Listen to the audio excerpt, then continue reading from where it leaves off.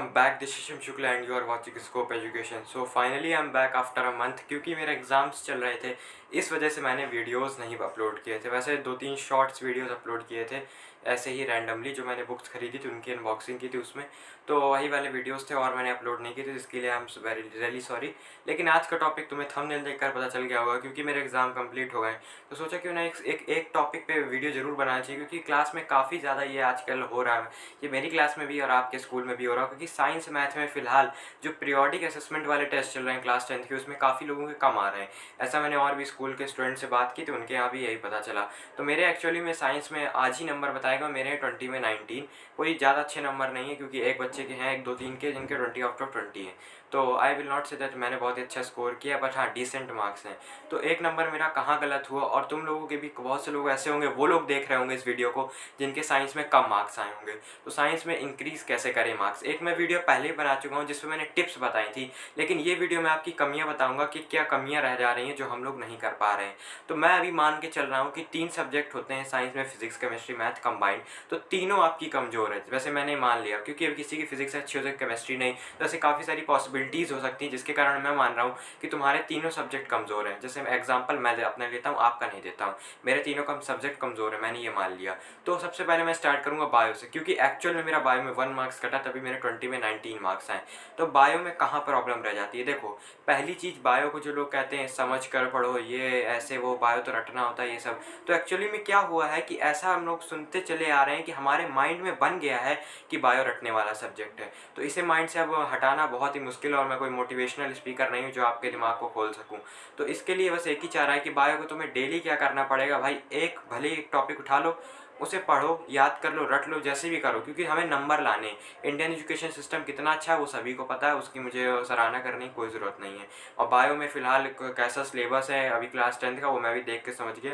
समझने वाली कोई चीज़ मेरे दिमाग में तो नहीं लगी। हाँ, कुछ चीज़ें थी जो तुम समझ सकते हो, आसपास सराउंडिंग से कम्युनिकेट कर सकते हो, लेकिन जैसे हार्ट वाला हो गया, ये सब चीज़ें रटने वाली, जहाँ तक देखा जाए। अगर किसी को बुरा लग रहा है कोई भाई तुम्हारा बायो फेवरेट सब्जेक्ट है, उसके लिए आई एम सॉरी, लेकिन ऐसा काफ़ी ज़्यादा, क्योंकि मान्यता ऐसे बना दिया गया है, पूरे दिमाग को ढाल दिया गया हमारे दिमाग को, कि मतलब मानता है हमारा दिमाग हाँ रटने वाला, तो यही सोल्यूशन इसका, रटो या कुछ करो। तो रटने से अच्छा है कि ये को याद तो करना ही पड़ेगा, लेकिन इसका एक आसान सोल्यूशन ये है।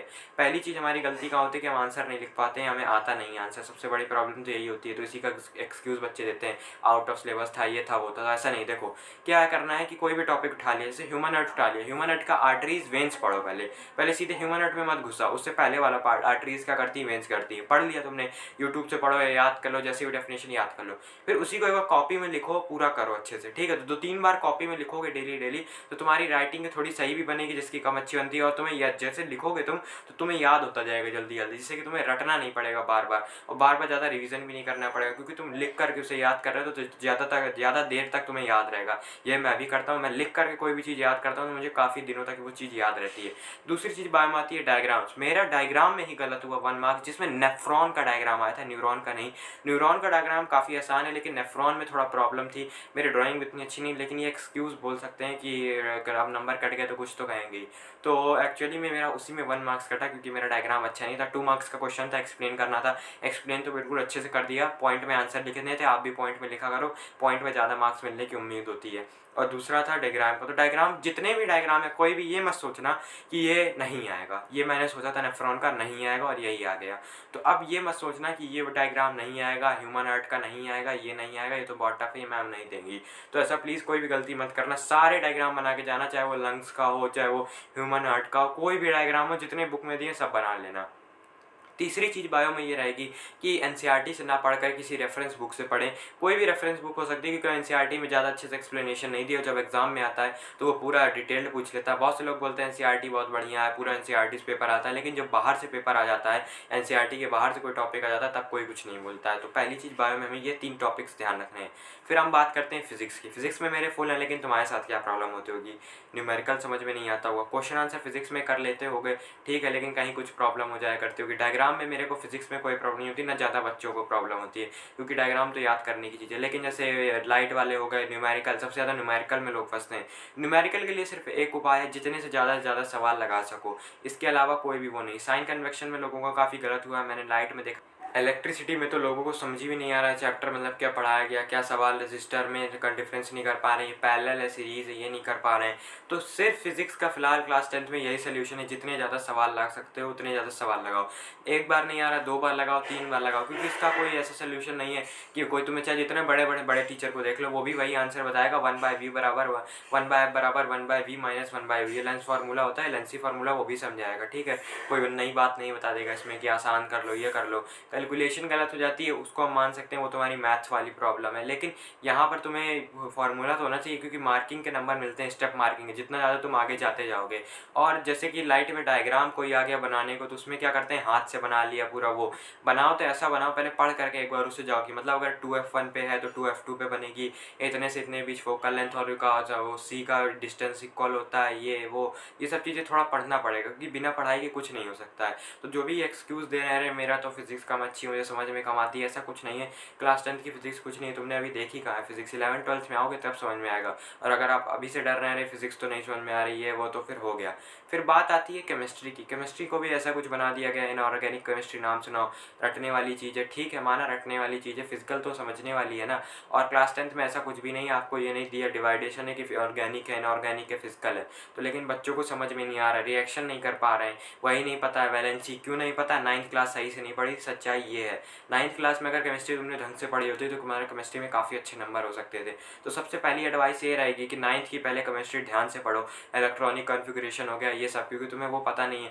मान लिया चलो तुमने डिफरेंशिएशन याद कर ली, कॉम्बिनेशन, रिएक्शन, डिकम्पोजिशन, अब उसका एग्जाम्पल लिखना है, तो एग्जाम्पल तो तुम पूरी वो बना कर लिखोगे ना, वो कि कौन सी रिएक्शन, जैसे NaOH प्लस HCl क्या बनाता है, NaCl प्लस H2O, ठीक है। अब कुछ बच्चे NaCl2 लिख दे रहे हैं, किसी को कुछ पता ही नहीं कि OH की वैलेंसी क्या होती है, Na की क्या होती है, ये सब क्लास 9th में दिया था। या तो वो याद करो, या तो कोई 1 शॉट वीडियो देख लो, मैंने खुद बनाए थे वीडियो, अगर मेरे समझ में ना आता हो तो आप किसी और के भी देख सकते हैं। सबसे मेन प्रॉब्लम बच्चों के साथ ये है कि 9th में उन्होंने केमिस्ट्री को हल्के में लिया, 9th की तो अलग होगी, 10th की आसान होगी, ऐसा समझ करके 9th का पढ़ा नहीं, लेकिन जो बेसिक केमिस्ट्री 9th में था वही समझ लो 10th का वैसा बिल्कुल सेम ही है, कोई ज़्यादा चीज़ नहीं। बस हाँ तुम्हें नई नई रिएक्शन बता दी गई, 4 टाइप की रिएक्शन होती हैं, ये कार्बन इस तरीके का कंपाउंड बनाता है, ये बनाता है, वो बनाता है, लेकिन सब तो लग रहा है वही 9th वाली केमिस्ट्री जो हम लोग उसमें किया करते थे। तो इसलिए मेरा एडवाइस ये रहेगा कि पहले आप लोग 9th वाली केमिस्ट्री पढ़िए, उसको थोड़ा सही से समझिए। इलेक्ट्रॉनिक कॉन्फ़िगरेशन 20 के आगे का बच्चे बना ही नहीं पा रहे हैं, याद ही नहीं है, एलिमेंट के नाम नहीं याद है, तो कुछ नहीं हो सकता है। 1 से 80 तक तो एलिमेंट के नाम याद होने चाहिए, मुझे 80 तक याद है।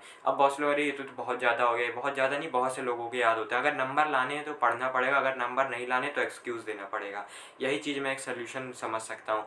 तो अगर ये वीडियो थोड़ा सा भी हेल्पफुल लगा हो तो अपने फ्रेंड्स के साथ शेयर कर देना जिन्हें इस चीज़ से प्रॉब्लम है, मतलब साइंस में, और इन चीज़ों को एक बार फॉलो कर करके देखना काफ़ी होगा, क्योंकि हम इस वीडियो मैंने तुम्हारी गलतियों को दिखाया है कि ये तुम्हारी गलती है, तो गलती में काम करो जिससे कि तुम उन पर सुधार ला पाओ और तुम्हारे नंबर भी इंक्रीज़ हो। तो होप अगर नंबर तुम्हारे इंक्रीज़ होते हैं तो अगली बार आकर के इस वीडियो में कमेंट ज़रूर करना।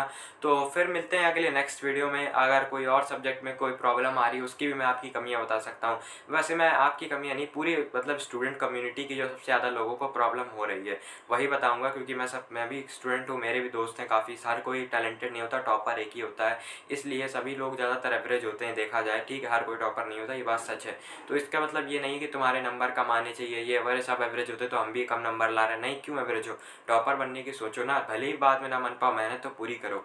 तो होप वीडियो पसंद आया, अगर पसंद आया तो लाइक करना, चैनल पे नए सब्सक्राइब करना। मिलते हैं नेक्स्ट वीडियो में, तब तक के लिए थैंक्स फॉर वॉचिंग।